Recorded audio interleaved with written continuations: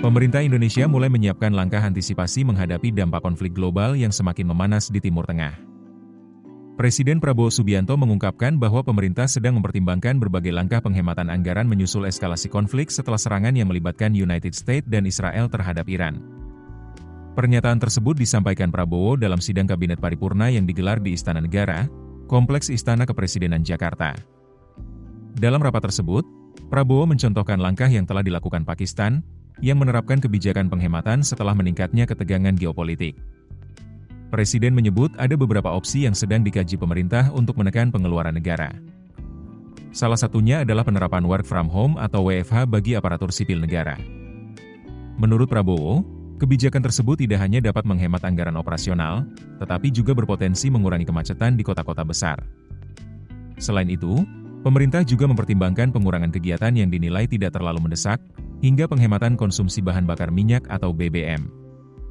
Presiden menyebut pembahasan lebih lanjut mengenai opsi-opsi ini akan dilakukan bersama para menteri koordinator dalam beberapa hari ke depan. Prabowo juga mengingatkan bahwa Indonesia pernah berhasil menghadapi krisis besar saat pandemi COVID-19. Menurutnya, pengalaman tersebut menjadi bukti bahwa Indonesia mampu menghadapi situasi global yang penuh tantangan. Meski kondisi dunia belum mencapai titik terburuk, Prabowo menegaskan bahwa langkah penghematan tetap perlu dilakukan sejak dini. Hal ini penting untuk menjaga agar defisit anggaran pendapatan dan belanja negara atau APBN tidak semakin melebar, terutama jika harga minyak dunia melonjak akibat konflik. Presiden bahkan menyampaikan harapan agar Indonesia dapat menjaga stabilitas fiskal dalam beberapa tahun ke depan. Namun demikian, rencana kebijakan WFH bagi ASN juga mendapat perhatian dari Dewan Perwakilan Rakyat. Ketua Komisi 2 DPR RI Muhammad Rifki Nizami Karsayuda menyatakan pihaknya mendukung langkah efisiensi yang dilakukan pemerintah di tengah ketidakpastian global. Meski begitu, ia mengingatkan agar kebijakan tersebut tidak mengganggu pelayanan publik kepada masyarakat.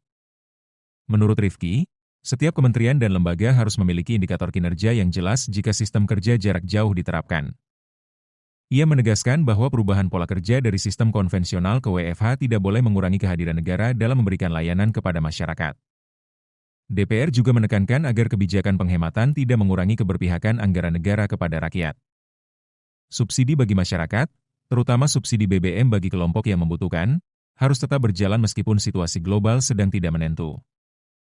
Langkah ini dinilai penting agar dampak konflik global tidak terlalu membebani perekonomian masyarakat Indonesia. Download aplikasi Kontan sekarang di App Store atau Play Store. Keputusan bisnis terbaik datang dari data, bukan tebakan. Mudah berlangganan Business Insight dengan subscribe with Google.